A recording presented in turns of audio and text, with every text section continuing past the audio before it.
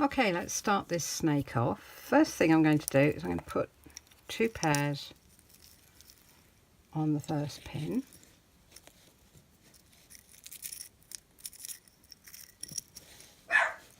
Across the legs. And I'm going to start by going that way. So what I'm going to do is I'm going to put up a pin up here, and I'm going to put a pair on there.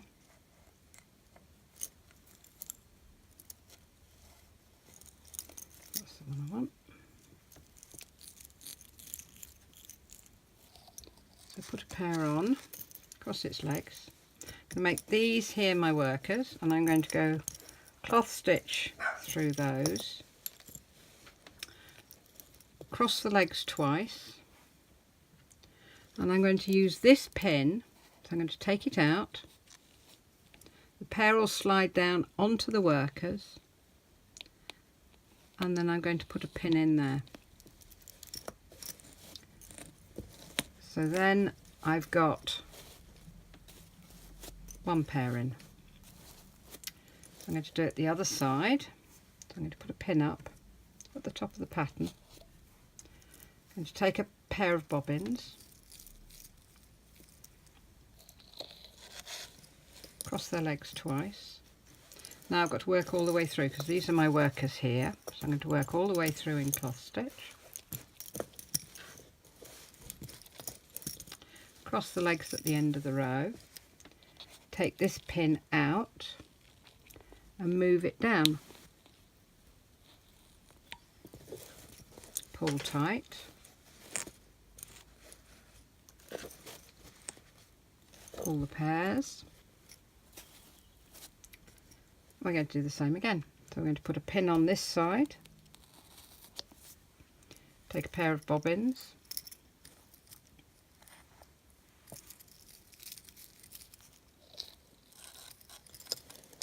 Cross their legs twice. And then I'm going to move all the way across in cloth stitch.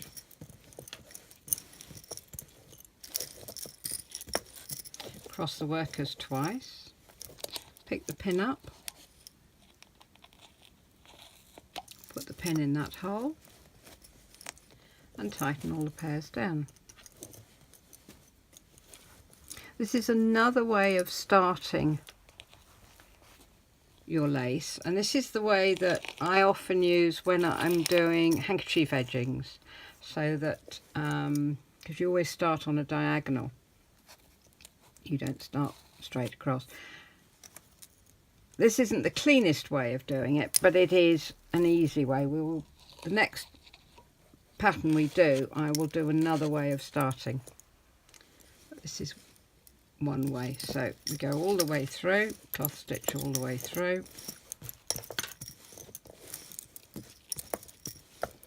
They've got their legs crossed twice, through there, cross that, put up the pin, pull the workers and stroke your passes down.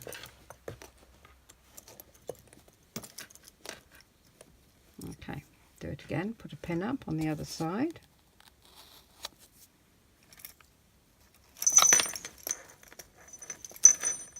Take a pair of bobbins, put them on, cross them twice, work over to them.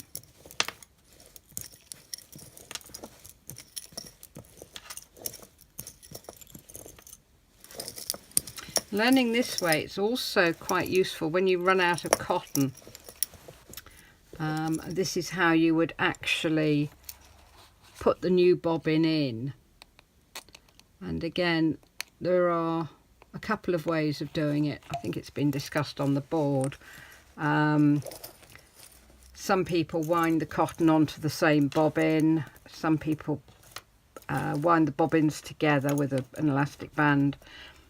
It just depends how you want to work. I'll show you both ways when we get to another piece of work.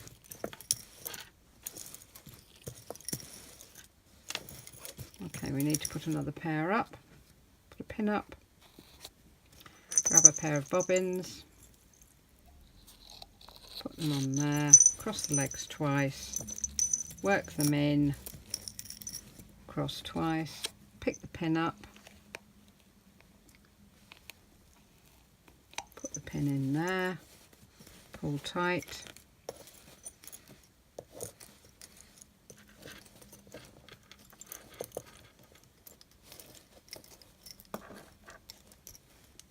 and we'll work right the way across again.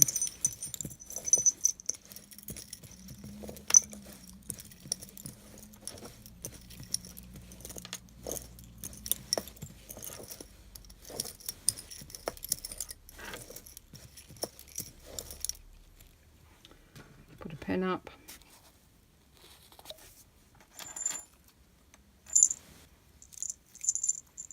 pair of bobbins on it, cross the legs twice,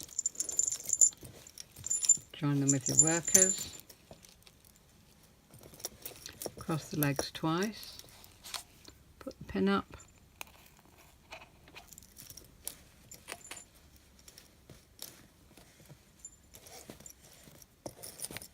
stroke your bobbins down,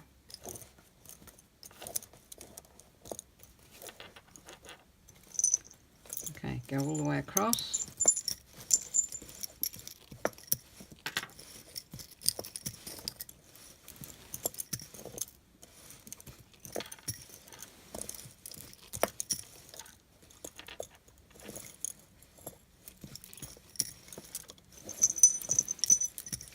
the last pair of bobbins, put a pin up,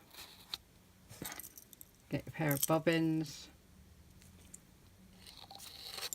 cross the legs twice, work them in, cross the legs twice, pick the pin up,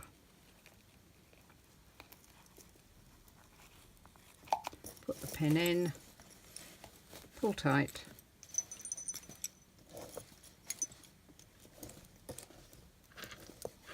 and strike the bobbins down.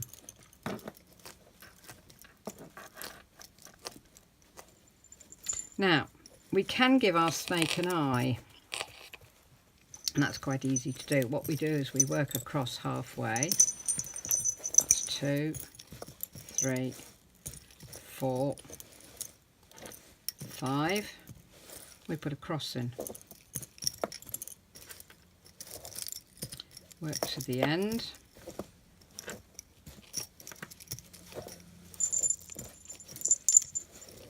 cross twice,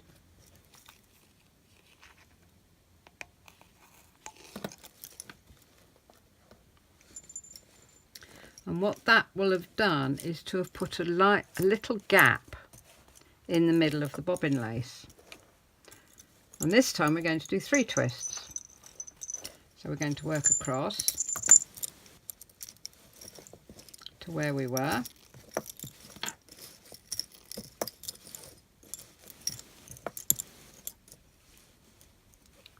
which is there. We're going to cross 3 times, and then we're going to finish it.